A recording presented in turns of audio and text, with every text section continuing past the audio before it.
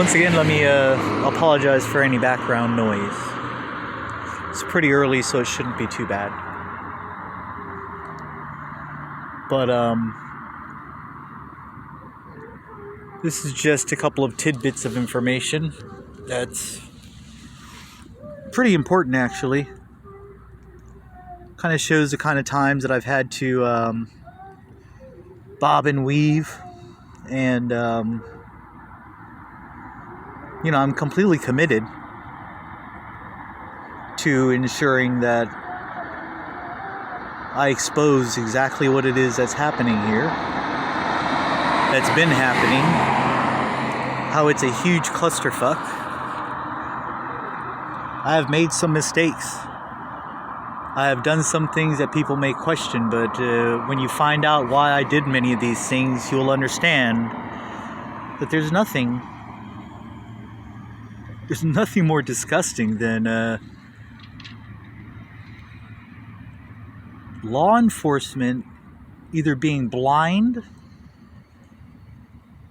or having been the actual impetus behind all of this. Although I am quite certain it was criminals to begin with, my parents to begin with, and some other people that were easily influenced. Not hard to do nowadays. But so I am committed. I do everything that I can to stay in the position without flinching, without moving, to collect as much information as I possibly can. But at the same time, I'm not trying to die.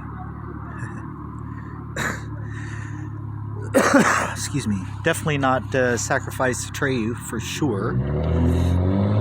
Nor do I want to hurt anybody that's stuck in this influence under the spell of the hysteria and are acting out. I don't want them to be hurt either.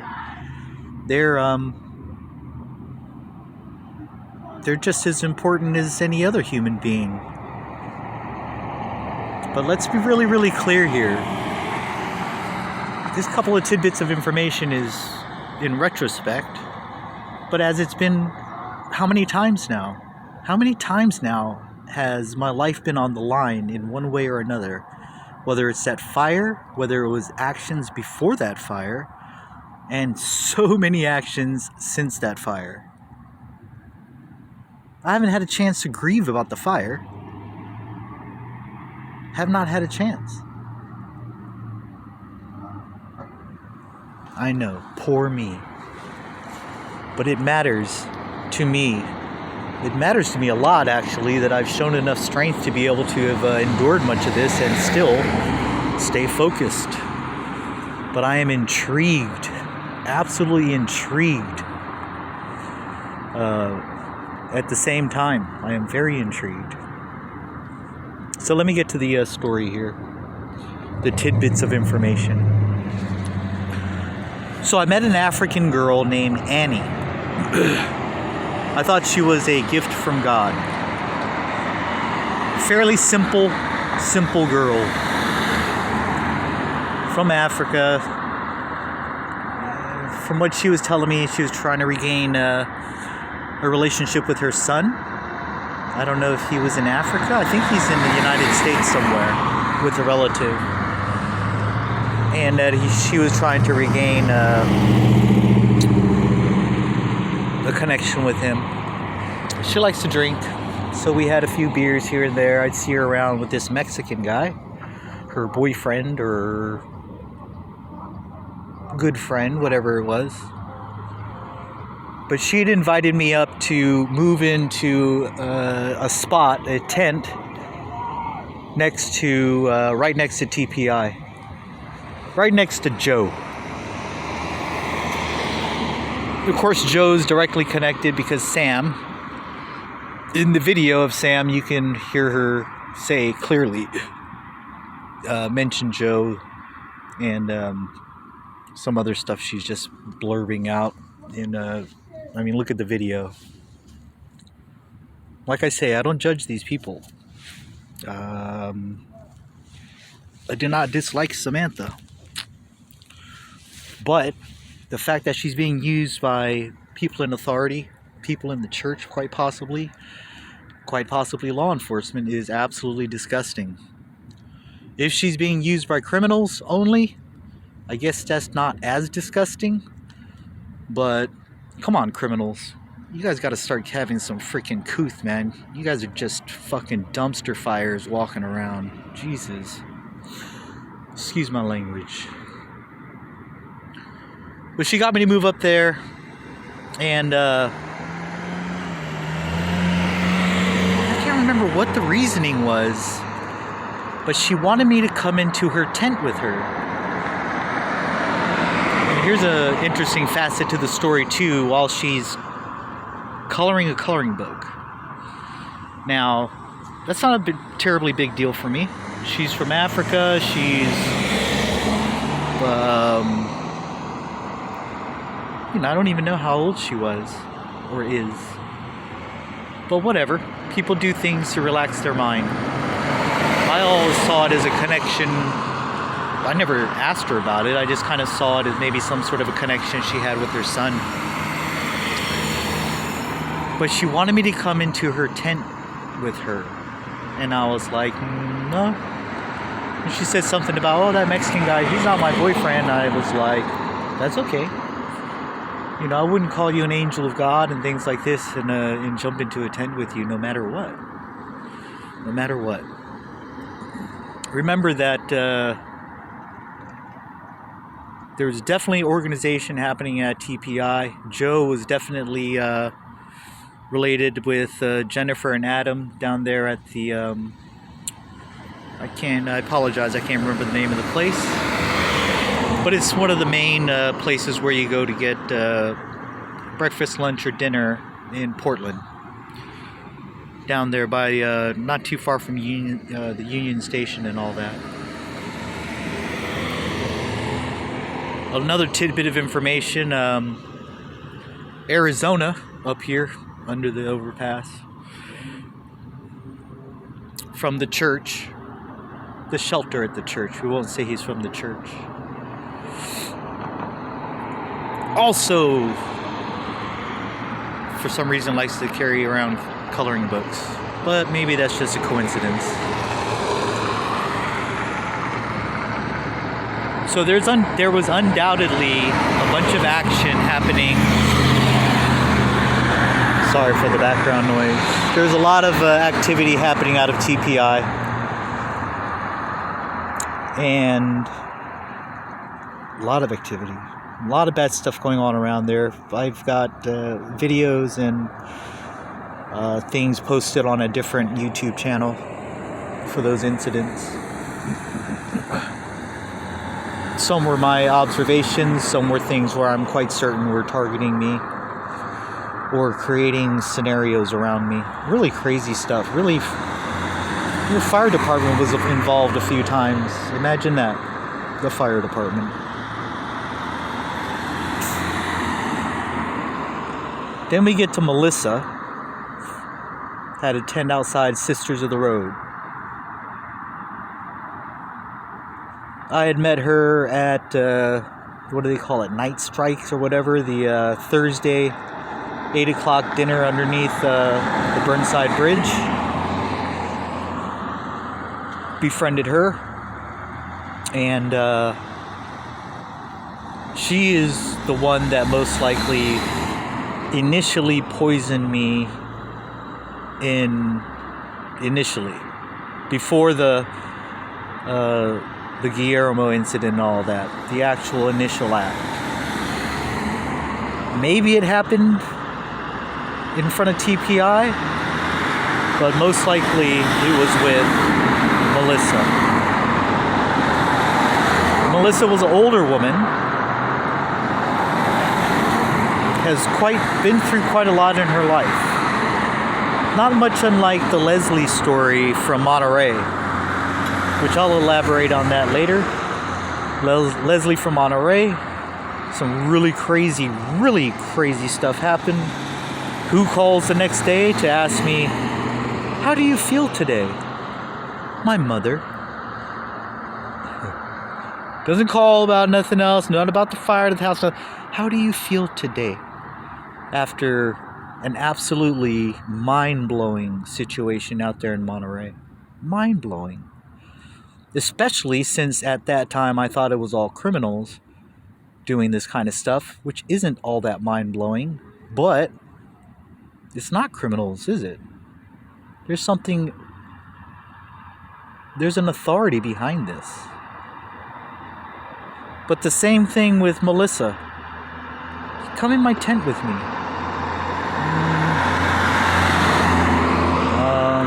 Nah. You know, just know.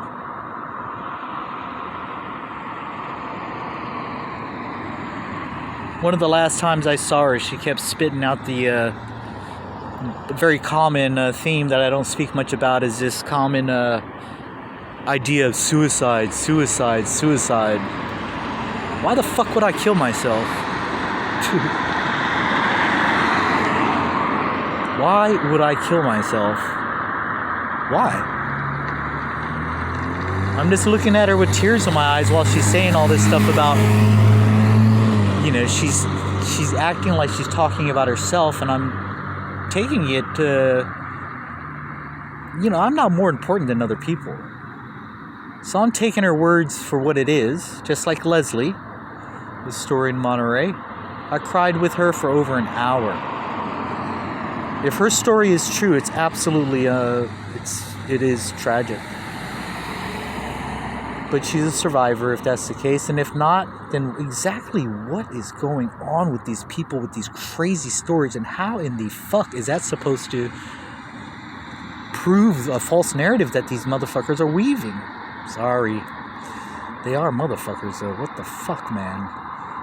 Worthless. Any which way. My hip was only sore at the time, just barely. I did go to the hospital for it. But I was still able to walk and stuff. I mean, I thought it was pretty uncomfortable. But I can tell you today that I know the difference of what is really uncomfortable compared to what I was dealing with then. And I'm sure that it's going to get worse. And I will learn even more so. Which is just fine. To find out everything that I need to know, everything I need to do, just for the intrigue that this has created for me. Well, that's interesting to me. Of course, my biggest concern is how these practices are being used against other people. I am not the only one. And knowing the age group of some of these people that are using, being influenced, and most likely are using technology that's being shared with them, makes me concerned for people's children. Which, for people that are on the other side of this narrative, which is virtually everybody, because nobody will listen to me whatsoever, which is just fine. Don't listen to me. Listen to the evidence I have.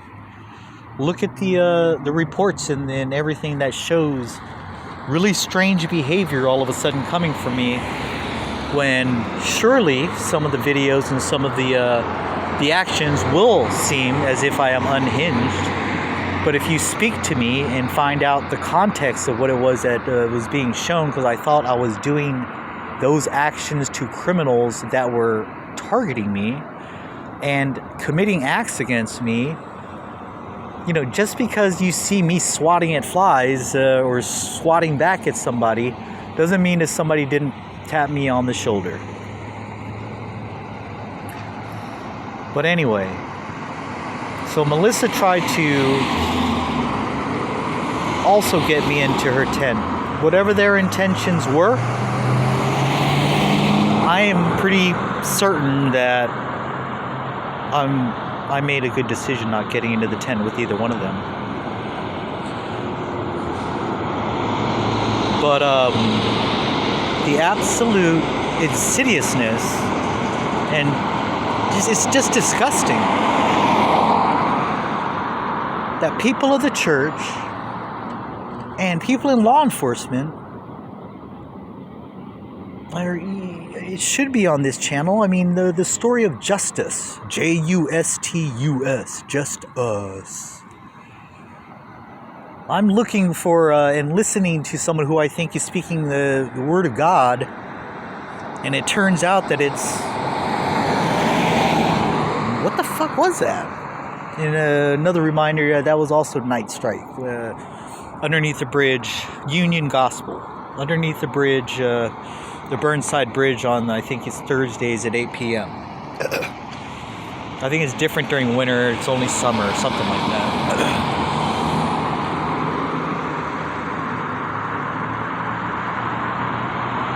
But the attacks and the scenarios, they're never ending. They just keep going, keep exaggerating. And that's part of what it was that I was trying to do when I started to act really crazy, when I knew that there were these little scenarios being set up and I didn't know it was law enforcement. And I'm like, how do I get, because I can't get social media to reply to me. I have to have officers or police, and I'm not trying to get them involved. I'm trying to, the social media companies should have some responsibility over the shit that goes down on their platforms. And they're like, oh, we can't do anything at all unless we have like an authority figure to come in. I'm like, Jesus, man. So what I'm going to do is I'm going to make sure all the early videos had me saying timestamp. Looks like I'm crazy. Timestamp. What the fuck is this guy talking about? Some of the times I was recording them in return. But, it was about making sure that the full context of what was going on would have to be questioned. Really, to get a hacker, if I could just get a hacker that'll just go on and reveal the traffic that includes photographs and videos of myself and Atreyu, and then they follow all the paths to, there's going to be a lot of collateral, a lot of people, these influencers, they know that if they stand in a very crowded parking lot, that they can point to the sky, and that eventually, if they do it right, with the right look in people's eyes, they will get other people to point to the sky, which in turn gets more people to point to the sky. But of course, unfortunately, for some reason, our country hasn't come to the realization that somebody needs to ask what the fuck that person's pointing at before just doing monkey see, monkey do. But I don't know if anyone's paying really close attention, but do you not feel trapped by such ridiculousness? Because it's occurring. It's happening. It's been happening for the past 5 or 10 years in our political system. So these tidbits of information were conditions being created where I am even luckier that I did not just get into the tent with either one of these people. And for one, I thought she was an angel of God. For the other one, I cried with her on a couple of occasions because she's lived quite a hard life. At least that's what she told me. It seems that way. For Anne too. For Anne and for Melissa, I think that they have lived very hard lives. Which of course upsets me even more. That these people that have been abused and have lived very hard lives are again being used and abused by the system, whether it's the church or law enforcement or both of them together.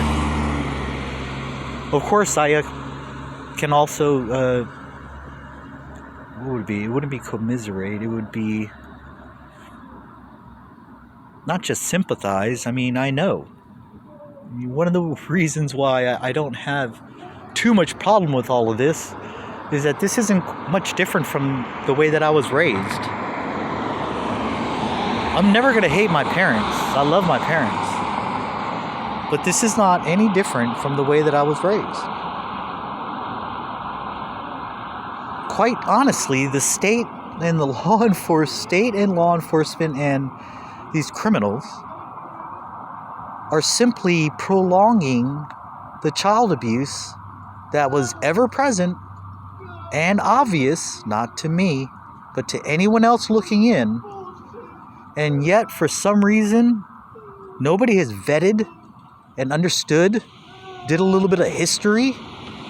But instead of doing any of that, in fact, created history, created a false narrative, basically stole my identity by replacing my identity with hysteria and bullshit to get people to go, that's why he was so weird.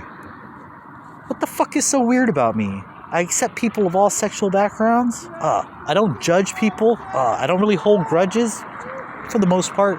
If you step on my toes in the wrong fucking way, I will explode on you. What the fuck is up with that? What's wrong with that? I'm not perfect. That's not what I'm trying to say. But the fact of the matter is, I'm more human or just as human as any one of these individuals. And I most certainly have not done anything bad enough to ever... I've already paid the price for the things that I've actually done. Never complained about that shit.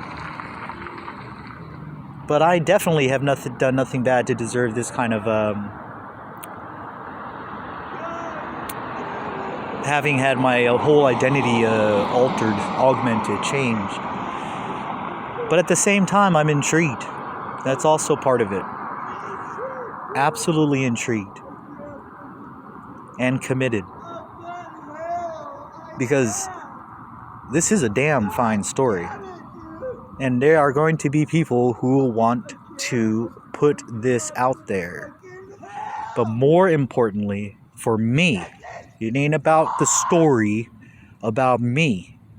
It's about this story not happening to any other human being or American in this world ever again.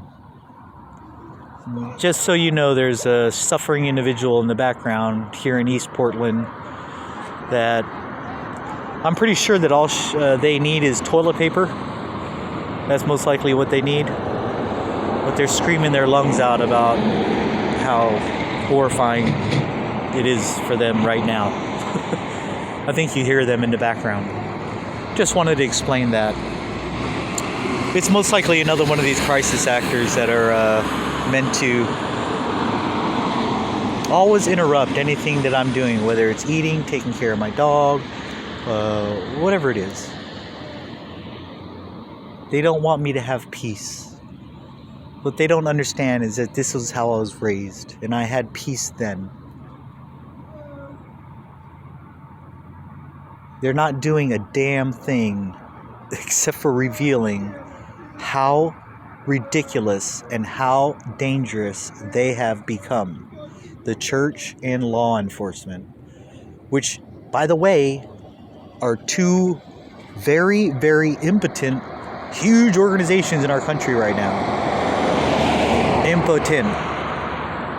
You can't get people into Christian churches anymore.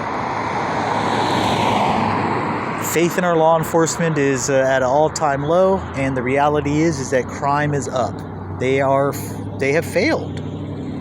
At this point, they have failed until they're willing to